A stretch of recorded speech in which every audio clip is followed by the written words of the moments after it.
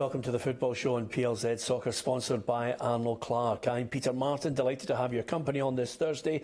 Alan Ruff, my sidekick, as ever, with me, and we have another man like Ruffy who's been to a major finals with Scotland, and he looks so young. How could he have managed it? But he was indeed there at France in '98. Simon Donnelly with us. Lots to talk about on the show tonight.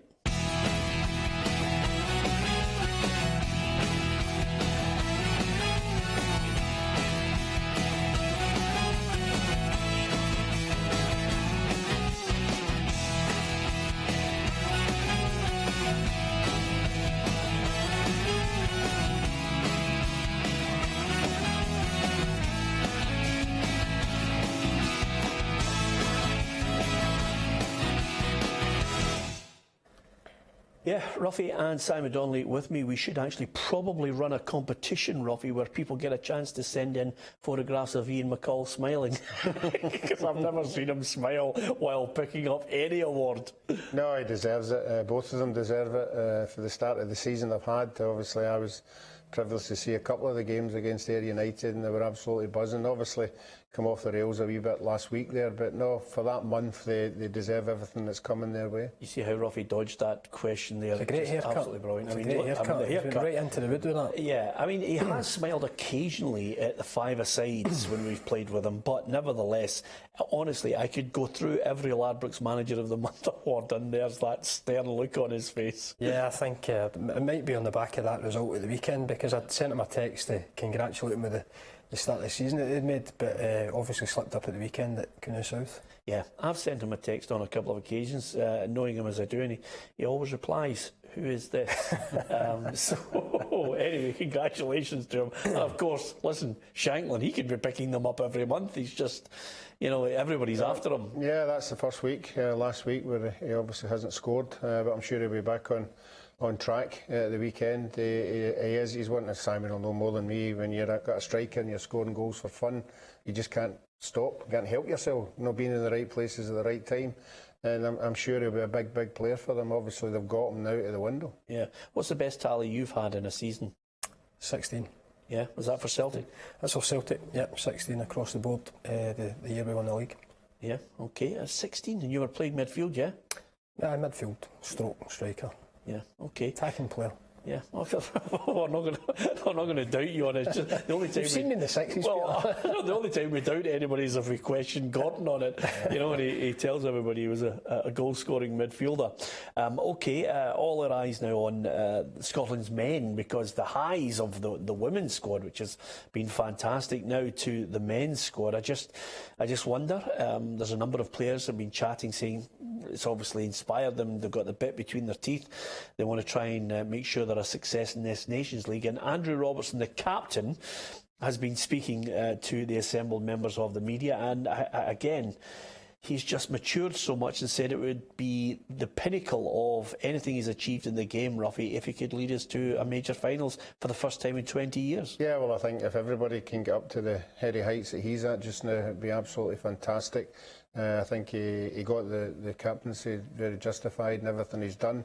I think we have to realise it's a very young side we've got. There's a there's not many of them in there with lots of caps. Sometimes there's 2 or 3 dotted about, for the experience. But I think we need to keep our feet firmly on the ground here. And I think this could be, again, it'll be a long run to the end of it. But I just hope that all these young players can hit the ground running. We've all seen what they can do at club level. They've all been superb, but it's a big ask getting in with the pressure of not being to a final for so long. And let's hope they can all grab it. Yeah, I think there's tremendous potential in the young players we have, and some who are actually, still being tagged as young, but they've got experience now that they need to step up to the plate. I wonder if you could, actually rhyme off what you would think would be the strongest 11 for Alec. I think that's still to emerge over this campaign. Yeah, and I think the game on Friday night against Belgium, I know it's 2 or 3 days before an important game against Albania, but I'm sure they'll try 1 or 2 things on Friday night. Trying to fit Tierney and Robertson into the team. We have to find a way. It'll be interesting to see how Alex goes about that. But as Ruffy says, it's a young team, but there's a lot of experience here as well. Tierney's played Champions League, captain Celtic. Robertson's been to a Champions League final.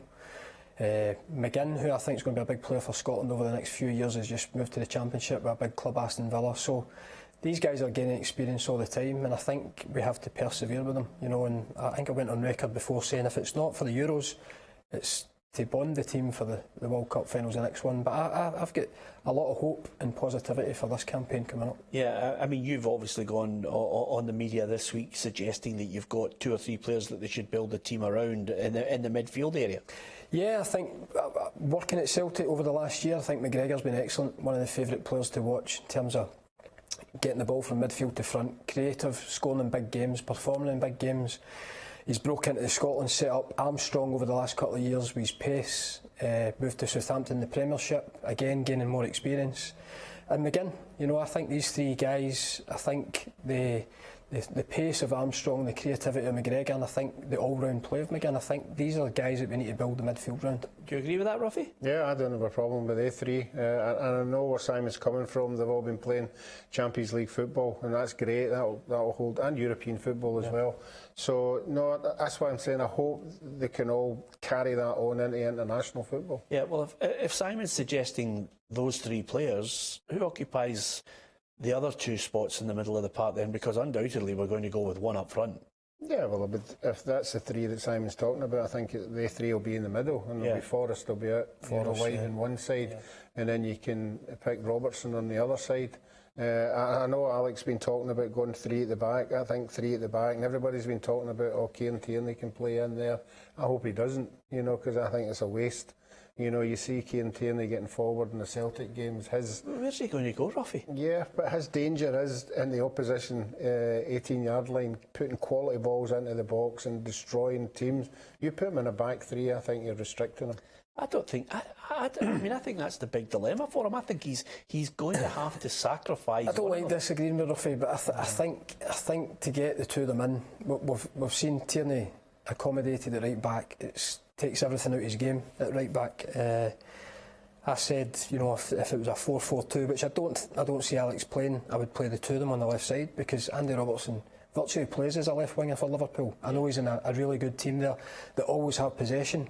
But for Scotland, I think if it's 3 at the back, I would play Tierney in one. But you've got then, at the point when he's back fit, he'll pick McKenna. Yeah. And then you've got one other to play on the right-hand side of that. I'm looking at them, it's a Henry, it's a Mulgrew, it's a Suter. Yeah. I mean, we have actually played with 3 left-footed centre-backs at one point. So that's where you're looking for it. As I say, it's a conundrum for Alex to try and sort out there. I think with the midfield, we're relatively strong. We have to find a way to play Tierney and Robertson. Yeah, 2 of our best players. I agree with you. I think he's in a 3. And then the other positions are up for grabs at the back. You know, nobody's really cemented it over the years. Souters had a really good start to the season at Hearts. He looks as if he's got that aggressive defensive side to his game, which maybe people could have accused him of not having at the start of his career. Very good on the ball, very assured on the ball, but he seems to be developing his defensive side as well. And then we look at that midfield, and you've almost nailed what it should be, but there's McTominay there, there's Fraser at Bournemouth as well. Is there anybody out with the squad that he maybe be looking at that could force themselves into his thinking? Off the top of my head, I think obviously the strikers were a wee bit low in the striking department. I mean, Naismith's great to be back in because he gives you the graft. He gives you that high press. He'll run his socks off because McBurney's gone out of the side. Johnny Russell is an interesting one. He's gone to play in America. Yeah. I always liked Johnny Russell. I like John. We worked with Johnny at Dundee United for a short spell, and I'm with you. I think he's a fantastic player. Went down to Derby, did really well at Derby, and he's scoring goals over in the States. You know, people kind of frown upon it, but he's back in the squad, and I would trust him, you know, if he was asked to do a job. Yeah, absolutely. It's an interesting one, Ruffy. And of course, the game against Belgium, it's one of those, you're looking, you're saying to yourself, oh, give a good account of yourselves, maybe 1 or 2. I always look and say any international friendly, if one person actually puts himself to the forefront of the manager's mind, you've won a watch. Yeah, well, I think as we're discussing it now, we've nearly picked the midfield. You know, I think Alec, with the wisdom that he's got, probably will know his team on Monday night as well. You know, but he'll be looking for somebody to maybe give him a wee problem, a headache. You know, well, maybe I should readjust that, and because he's done so well against Belgium. So it's up to the individual players, you know, to go out and show them that justified a team and a selection in the team. Yeah, just one guy that we haven't spoken about with you, Simon, and something we've been conducting a poll on our Twitter account, which is just basically who is Scotland's number one. Everybody has had a go at it. I mean, here's the result of it all, and boy, it's close there. I think it's 53% Alan McGregor, 47% Craig Gordon. OK, let's not beat about the bush. I think McGregor's the best goalkeeper in Scotland right now. Yep, I would agree with you. I think we're fortunate again, similar to the Tierney Robertson. We've got two very good goalkeepers there. But I've worked with Alan, before at Dunfermline, and I've followed his career, and I think he's in top form just now for Rangers at the start of the season. And I would go with him. I would go with him as number one. But again, it's a great setup there. You've got Stevie Woods coming on board as well. He's going to have to work with both of them. And I said last night, I think it's a good one that they'll push each other. It's the old goalkeepers union. I think they'll push each other. But I would start with McGregor. Yeah. Is there anybody you haven't worked with, by the way? You've nearly worked with all that Scotland squad. He's mentioned them all. Of course, Johnny Russell. I mean, you pulled that one out. I never actually saw the connection there. But, Ruffy, you just don't want Craig Gordon to get near your 53 caps. I was getting there. But no, I agree with both of you. I think Alan is the man in possession. I think he's the one that's been playing. Obviously, Craig couldn't go because he was injured, and wasn't selected because of his injury. But I wouldn't hold that against him. It's not his fault. He's not under pressure every week and having to make the saves that Alan McGregor's making. But Alan McGregor has been making the saves, and he seems to be the one. But I don't know how Alec will look at it. I think I read somewhere today he's got a plan. Yeah. He's got a plan to keep the two of them happy, and I don't know what that plan is. We're both playing. Yeah, I was just about to say. One half won the second half. Let's hope it's not a cunning plan like Baldrick. Something that we can all buy into. So I think the one thing he is, though, Ruffy, is Alec, if you look at the evidence, I'm filled with the same confidence I had, maybe just slightly misplaced at times. But I liked the way the team was going under Gordon Strachan. I think he was just a little bit unlucky on certain players not coming to the fore at the right time. But with Alec, because of previous evidence, Ruffy, he can organise them, he can set them out, make them difficult to be beaten. Yeah, but in this circumstances, Peter, we don't want to be difficult to get beaten against Albania and Israel. We need to be in the front foot. We need to show teams when they come here that we're going to be an attacking team with exciting players going forward and scoring goals. I wouldn't like to think we'd be on the back foot against any of these sides, and that's up to the players. Yeah, you take a draw against Belgium? Yeah. I think the scoreline in the Belgian game's not that particularly important. Yeah. Because I think they'll be told that before they go into the game. It's all about bedding yourself in, getting the surroundings round about you. Obviously, you're playing against a quality side. You're not expected to beat them, so it's just all about just getting the confidence of playing. Yeah. Have you worked with Roberto Martinez, Thierry Henry, or Sean Maloney? I've played against Martinez. Yeah. When he was at Motherwell. Yeah. Played against him, not worked them. There's, I bet you we could go right through this programme and you've got a connection with everybody. There's a link with everyone. On to some other news that emerged today. Obviously, it was sneaking into the papers from yesterday as well, which I think miffed Rangers. But Lee Wallace and Kenny Miller, their appeals have been upheld. So suddenly these two guys can actually look at it now and seek recompense for the fines that were imposed on them, and possibly legal fees as well. I think that Lee's not the type of guy to come out and start firing off, and Kenny as well. They'll keep their own counsel and then eventually tell the whole truth in this story.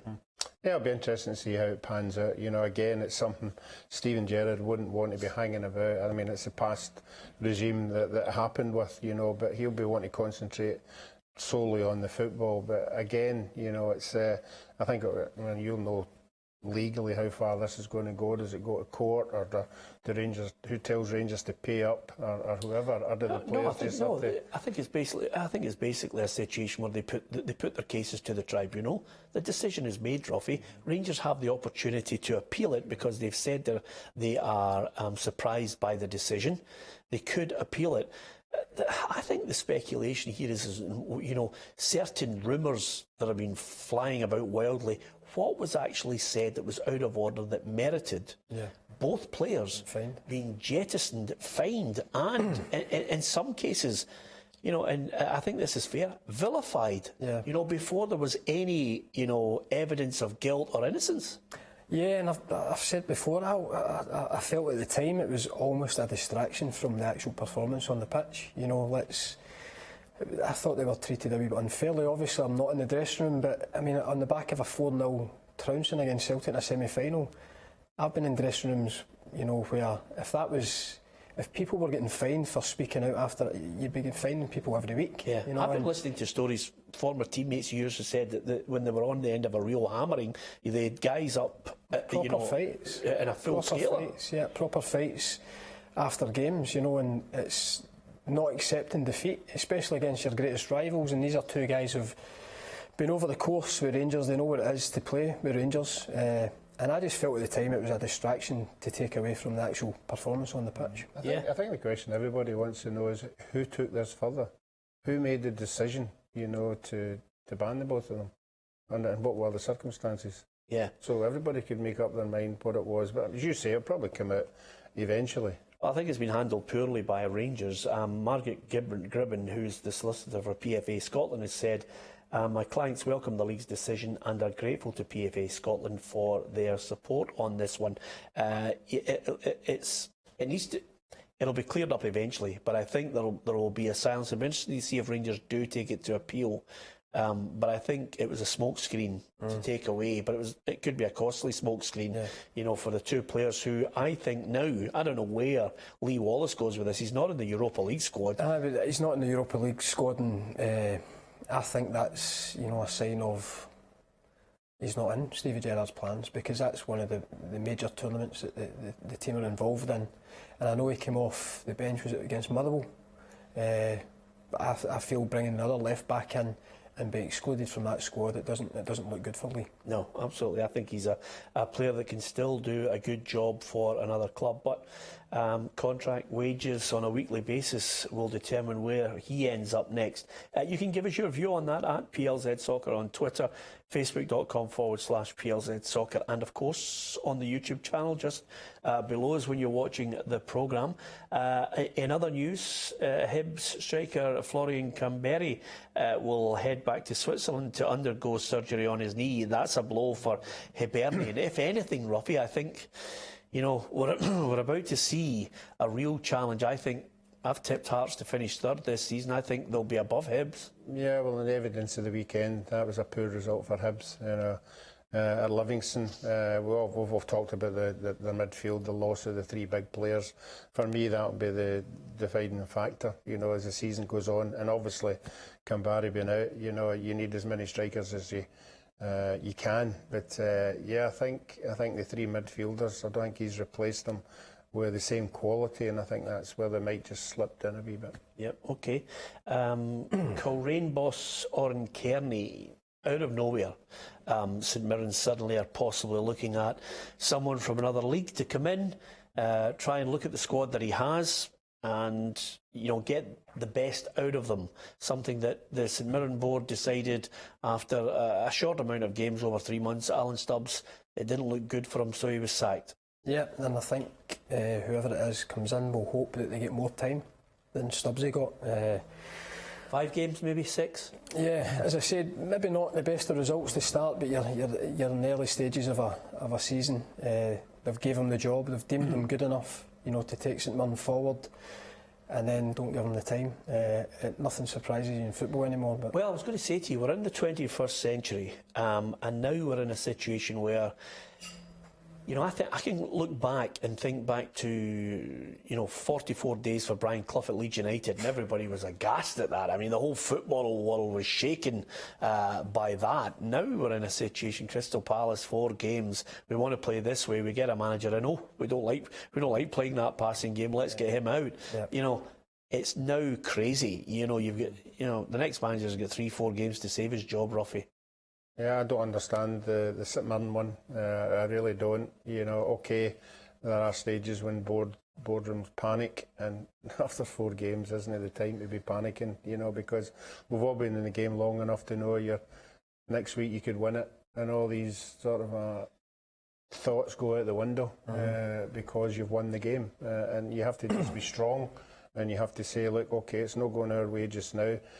I think we discussed it the other day there. I think the biggest problem that Alan had was he jettisoned all the favourite players for last year, and I don't think the support have bought into that. You know, I don't think they think the players that he's brought in are any better than the ones that he jettisoned, and I think that's obviously filtered to the board, and I think they've responded to supporters, and we've seen supporters doing it before. We've seen supporters hunting people out the door, and that's the way it is. And surely that's where you've got to be strong. Yeah, that's right. You know, as a board, they've chose as we spoke about it, it's not the first time. It's what Danny Lennon, Tommy Craig. Who else have we thrown into the hat? As a whole, I mean, and listen, apart from Jack Ross, I think 6-9 months tops.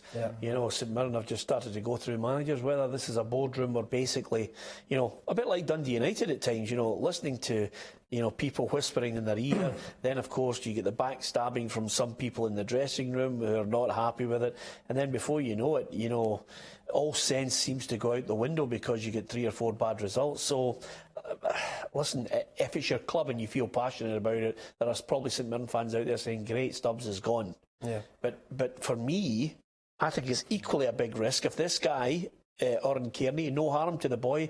If he's away for 24 hours to think about the St Mirren job, he's coming into the unknown. You would think twice if you just go over the history of the club during the last recent seasons, as you're saying there. You would think twice. But the board should think twice about hiring somebody who doesn't know the league. That's a big chance. I think in his favour. I think he was in at the last interview, and I think he did impress them. You know, and obviously that's registered somewhere, but. The guy seemingly has a job back home in Ireland, and a very good job, so that's maybe what he's considering. You know, do I would give all this up for what? Yep, we heard Mark McGee was linked with the Morton job. Jonathan Johansson suddenly emerges as a bookie's favourite today, Ruffy. Of course, Barry Smith's out of a job. There's, you know, Ray McKinnon decides to go somewhere else, catches everyone by surprise, including Crawford Ray at Morton. Now they've got a big call to make, and again, let's not forget, you know, Crawford Ray feels slightly miffed at the way it was handled by Ray McKinnon, but to be fair, Morton didn't do any great favours for Jim Duffy. I just wondered about their ambition at the time getting rid of Jim Duffy. Jim Duffy was doing a good job for Morton. Yeah, that's why we keep discussing, but we would all love to know who makes the decisions and why they make the decisions, and then you can maybe get your head around it, because when you don't know the reasons, then you start making your own conclusions of what's going to happen, and sometimes you can be miles off the mark. But you're right, you know, to take the team talk in the morning, to pick the side, to go through the functions, and then half an hour later you're away to Falkirk. You know, if you were the owner, I don't think you'd be too happy with that. Yeah, absolutely. Well, we just hope, Simon, for all our sakes, that Ruffy and his board don't actually fall foul to that. They just remain resolute and calm. We'll get round about March, April, we'll get his mood. Look at him, he's a little uneasy in his chair, Simon. No, it certainly won't be in the first 4 games of the year anyway. And I hope it's not any time at all, because obviously we want to keep winning. Yeah, absolutely. And I can think of no better way to finish this programme as Ruffy. That's the first time I've seen him look slightly uneasy in the chair. The only other time was when we told him that we were having a staff party. It was a day that he couldn't attend. Thanks for watching.